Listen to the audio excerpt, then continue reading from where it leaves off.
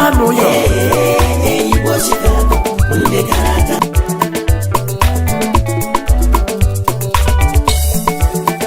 Ọkụbanite Yesera boya o Ọkụbanite Yesera boya la mabare zezi ya kele ndoma ndoma Ogare no mandoma Dechi merezele Ndanje jeri akụ ayamba Kai kene Fred Nwankwo Ezudo Eze Nwafosi Ajalebia Publisher African Lifestyle Magazine, Chicago. Hello everybody. Once again, this is Fred Nwankwo coming to you from our studios in Chicago with another edition of Bold Talk on Island TV. As usual, I'd like to say good morning, good afternoon, and good evening to you, depending on where you are around the world. Today, it's going to be a potpourri of 3 or 4 or 5 different ideas. And I hope you indulge with me because every segment has something to offer. I'll try to keep it short the best I can. However, for you to fully understand why I chose today's topics the way I did, it begs for me to come back and sometimes explain the reasoning behind the topics that I put out. It's important that people understand why I do what I do. All through my episodes, one thing has been consistent, which is the fact that there's been a lot of news distortion in Nigeria.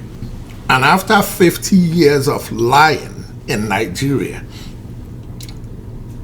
many, especially the bigots amongst us, in all tribes, prefer that we leave alone and just let it be the way it is.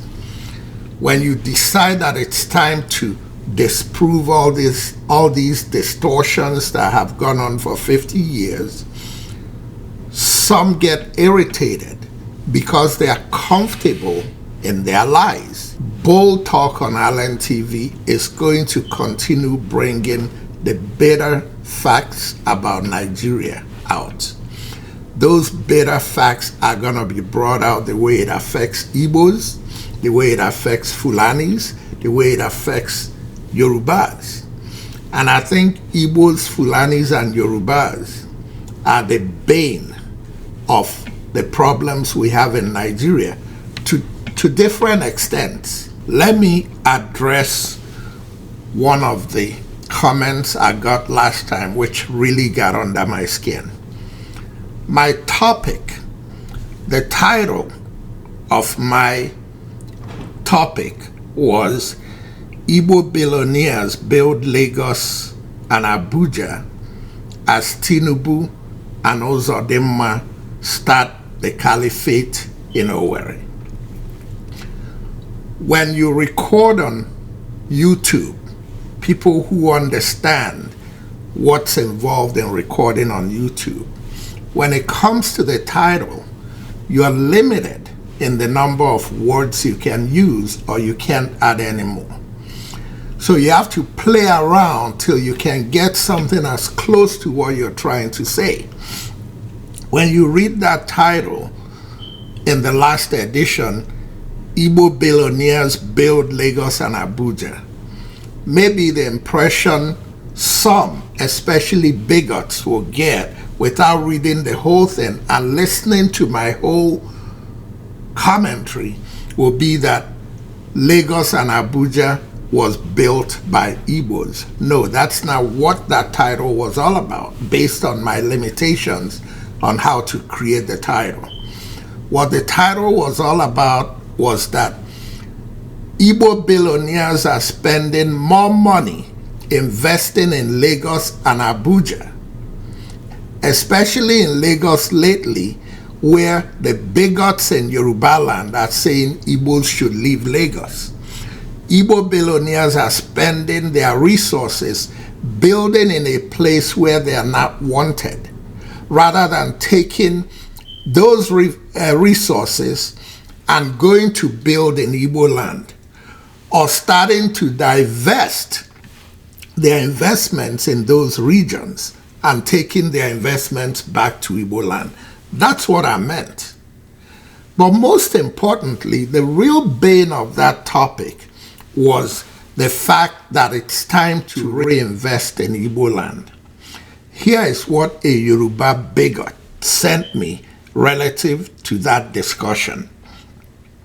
He said, "Why Igbos lie always in that country, Yoruba still produce the highest number of billionaires and industrialists that build Nigeria's economy and infrastructure. Igbo pastors are not the richest. Yoruba pastors are the richest." And. What does that have to do with my topic?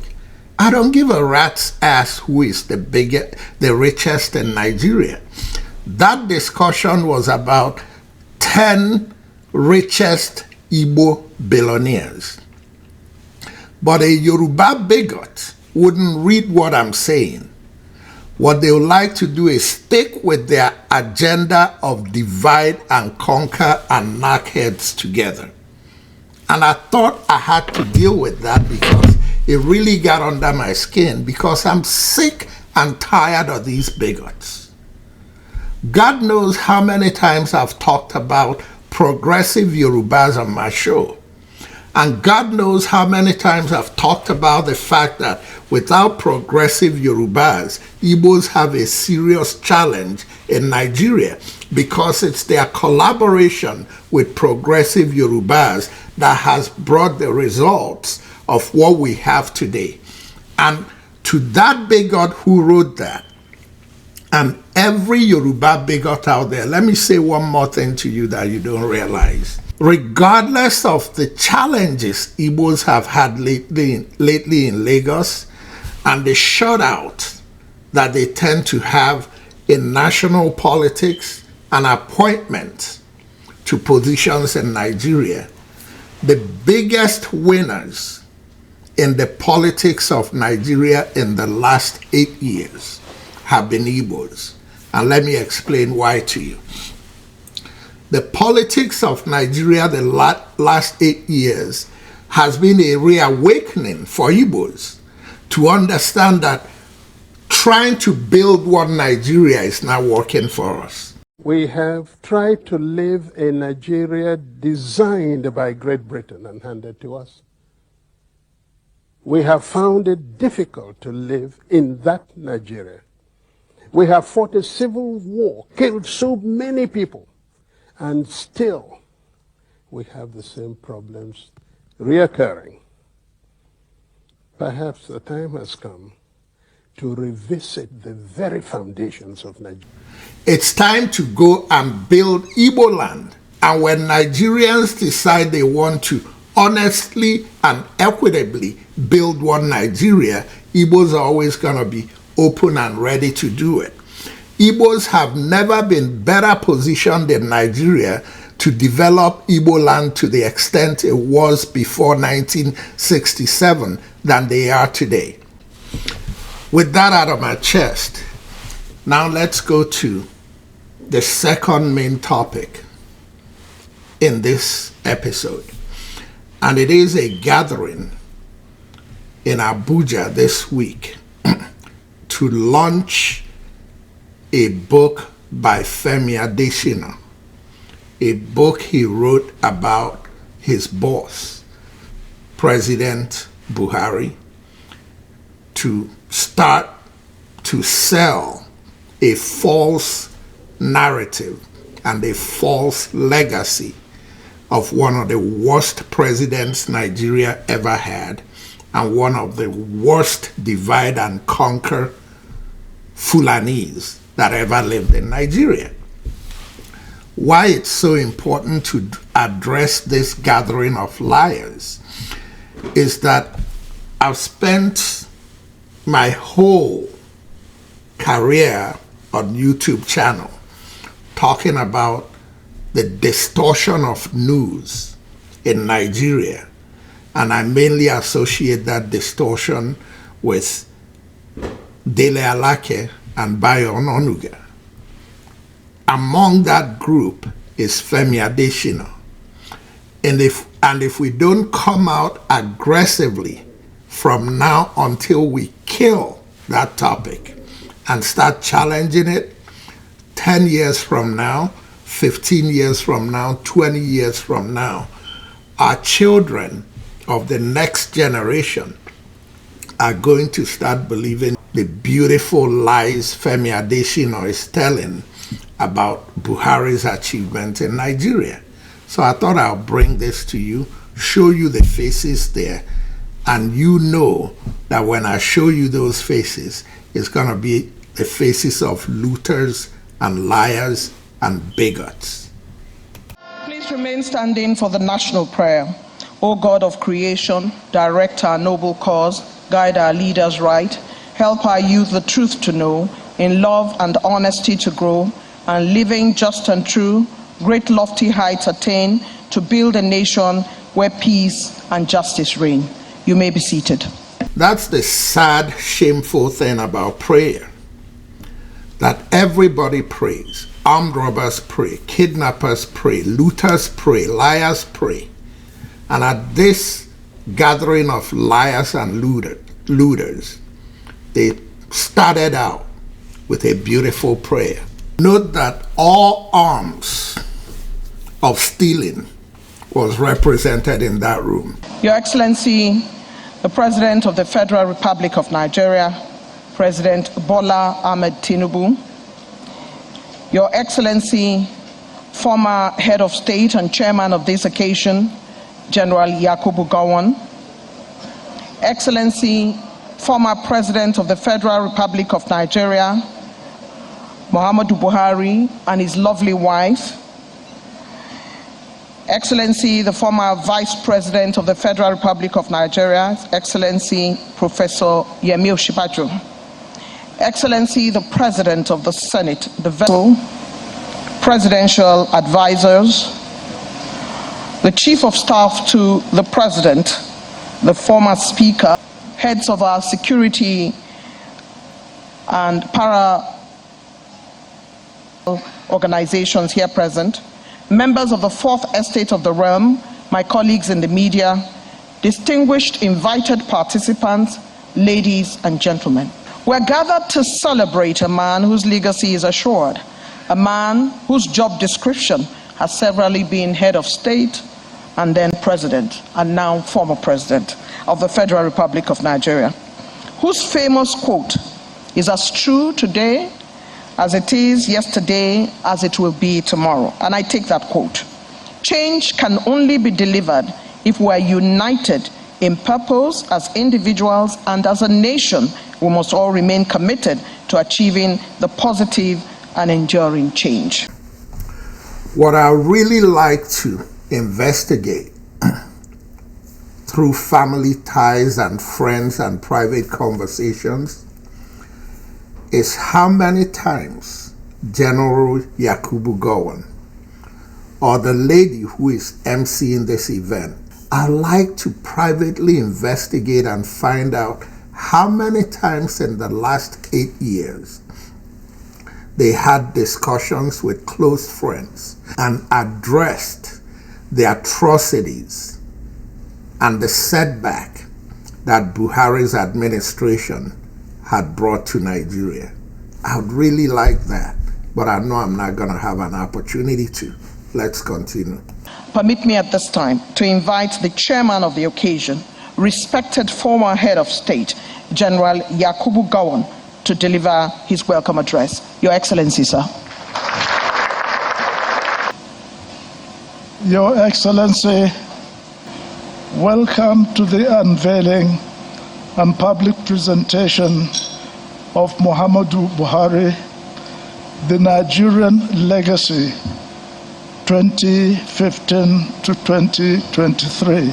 Your Excellency, President Buhari, today I am privileged to unveil and publicly present your book, The Muhammad Buhari, The Nigerian Legacy, in 5 volumes, and an extra work by your loyal and dedicated special advisor, Chief Femi Adesina. So memorable. My work is made easy by the production of the 5 volumes of a well-researched and authoritative work, the legacy topics, by many renowned intellectuals and authorities on all the subject discussed and the various achievements made by President Buhari and his government. Folks, an evil man will burn his nation down to the ground just to rule over the ashes.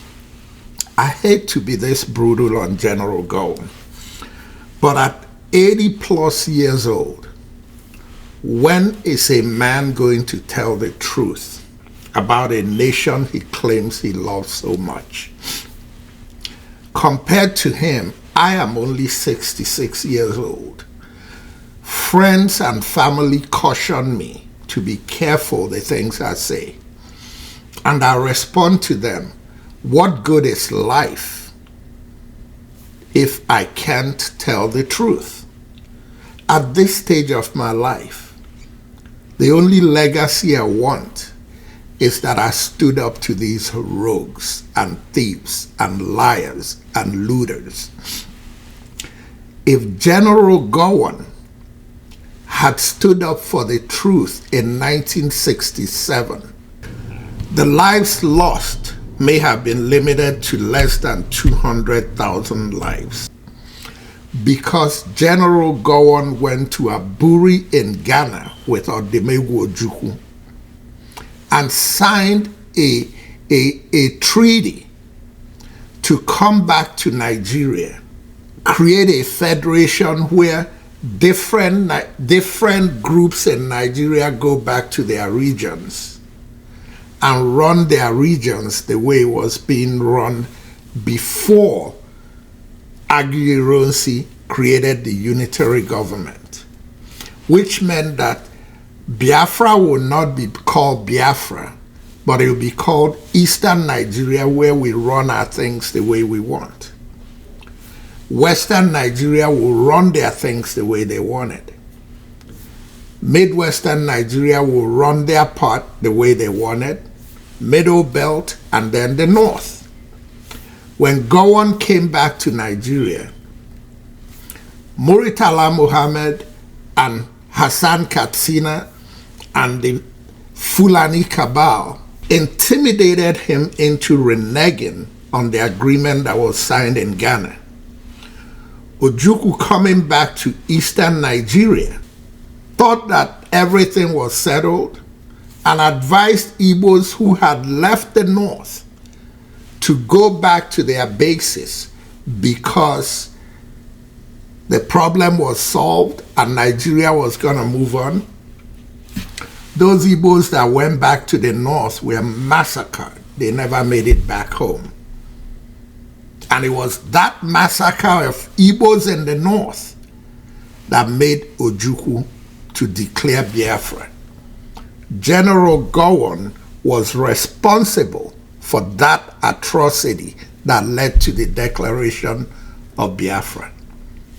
And he's sitting in Abuja this week, cheering an occasion of liars.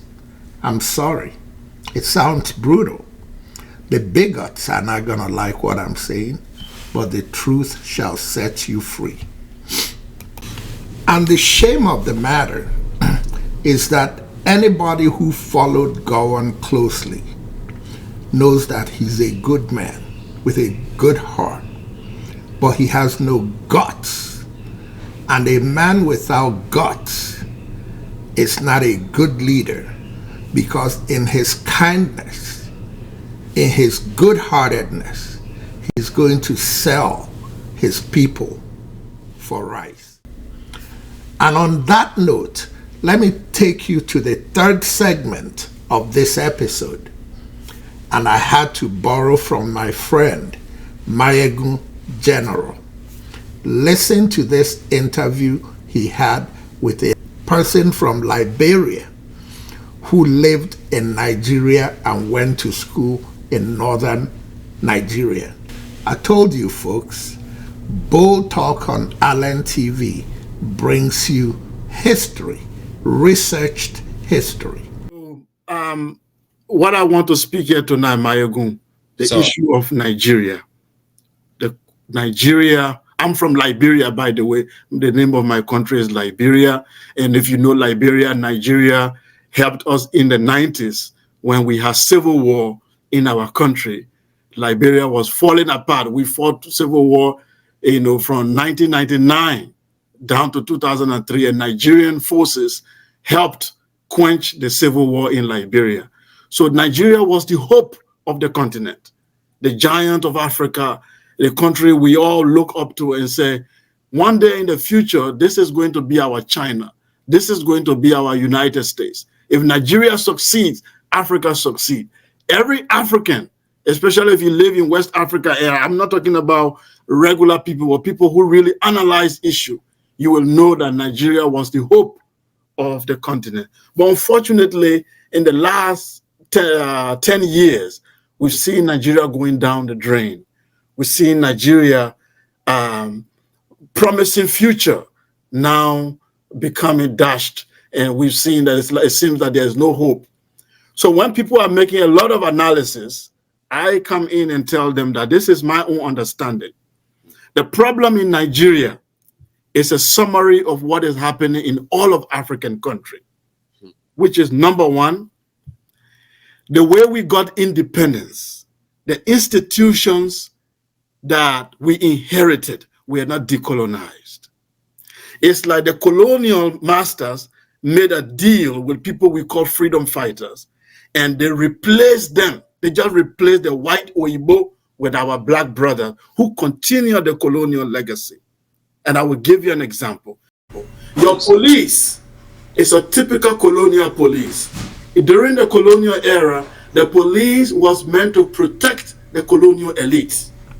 The police was there to beat up the people, subdue them, and terrorize them to protect the colonial masters. That's what the African police do now. That's what the Nigerian police does. The elite of the colonial era, they were bourgeoisie who lived in Africa, but then their real home is London. Their hospital is Paris. When the colonial masters get sick, they take them to Lisbon, they take them to Paris, they take them abroad to go to get treated in the what they call the metropole. And the Africa was the farm, was the place they work, was where is where you extract the natural resources. The London is where you go to enjoy it. Our elite are following the same pattern. The educational institutions were designed to make the colonial masters to look like saviors and tell the people who have been exploited to appear as if they are being indebted. They have to be grateful to the colonial masters for giving them education. Why that education was actually a miseducation. If you watch our education today, it followed the same pattern. The religion was created to pacify the public in order for them not to stage a revolution. The colonialists were in bed with the religious masters. They tell the people to calm down. In fact, our traditional rulers, some of them were compromised. Those of them who refused to compromise were removed from their throne. If you compromise with the colonial system, then you remain on your throne. Today is the same thing. Our traditional leaders have to compromise with the men in Abuja. The unknown forces in Abuja, in the capital, they have to connive with them to destroy your destiny. Now, all I'm saying here is that the South Sudan and Sudan, did South Sudan become better after they broke out from Sudan? I don't think so. The second thing I want to say, the forces, the internal forces that are working in African countries, you can determine the future of Nigeria by looking at the forces that are controlling Nigeria. What are these internal forces? One, the religious group. I grew up in northern Nigeria. I was a Muslim until I started traveling and I decided to put religion aside. What I saw in northern Nigeria is that these people were colonized twice. They were first colonized by the Sokoto Caliphate through the Islamic Revolution. They were still under that colonialism when the British colonialism came. So they are not in alignment with you in the South. You don't understand. They are operating under two influences of colonial culture that they have inherited. One, they inherited an extreme version of Islam called Wahhabism, which even Saudi Arabia is trying to abolish and embrace modernity. This northern Nigeria inherited an archaic, outdated Islamic view that came from Baghdad and Saudi Arabia those days. They inherited it. And it is very much entrenched in their culture. They do not believe in Nigeria as long as they are not on top. That is the elite, the agenda. I'm not talking about the ordinary people on the street. They don't know what's going on. But the elite, that was the thinking of Usman Dan Fodio. That was the thinking of Sir Amadou Bello. That was the thinking of all these elite that came up. They designed, when they took over the army, you don't understand why they influenced the army in Nigeria. Their vision is to lead what Islamic revolution. Now for you guys in the South, you had only one colonialism, which is the European. That's why there are people, Chris, John, Johnson. When you are tired of European colonialism, you fall back to your culture. They don't have no culture to fall back to. They only have Islamic extremism to fall back to when they are angry. That's why every riot in the North take an Islamic tone. Any fight, any fighting has to take an Islamic tone. They do not have any ideology or philosophy to fight with other than Islam. And this make you guys to live in two different planets, but yet you are trying to build a country. For me, even as a Pan-Africanist who want Africa to be together, I can tell you that northern and southern Nigeria cannot survive. I'm sorry to tell everyone. The young man said it all. He doesn't have to be sorry. I'm going to say something I don't have to be sorry about either. Nigeria's youth need to rebel. Jonathan is more or less indirectly telling Nigeria's youth, you need to wake up. Listen. Let me use this opportunity to advise us who are politicians and those of us who are in the security services that while we are doing the job we are meant to do, let us not, because the judiciary is very conservative, try to blackmail them or squeeze them. Sometimes when we have political powers, we get blinded. When we bear the big name, president, governor, all the speakers and so on, we become so blinded. But society is changing and we must learn, we must admonish ourselves. And civil society is becoming very, very active. And certain things that probably we do and get away with it, we may not get away with it tomorrow. If we take laws into our hands and try to squeeze society, young people will react. It happens when I was a president in a sister country, Burkina Faso, where by their law, if the president is not there because they have no vice president, it's the speaker of the parliament that will take over the country and manage the country. The president wanted to amend the constitution so he go for a third tenure. And from the thinking of society, the parliament was compromised, so the speaker was to do it. The young people in Burkina Faso, the civil society, they mobilized and moved in to the parliament to kill the speaker. The security people couldn't defend it. The speaker has to run away. They burned down the parliament, the national parliament of that country. The mob moved into the state house to attack the president. The president defense squad that was even stronger than national army couldn't stop the mass movement. Otherwise, you kill everybody. The president has to run to Côte d'Ivoire. The country was in a quagmire. Their constitution says the president is not there, the speaker. Now the president ran away, the speaker ran away. Nobody to take over power. The military have to step in. So we, the politicians, and those of us who are holding sensitive security positions should know that society is changing so much and that we should do everything based on the rule of law.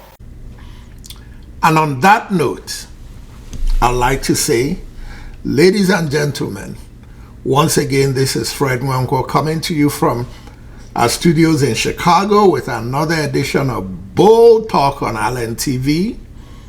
And until next time, good night and God bless.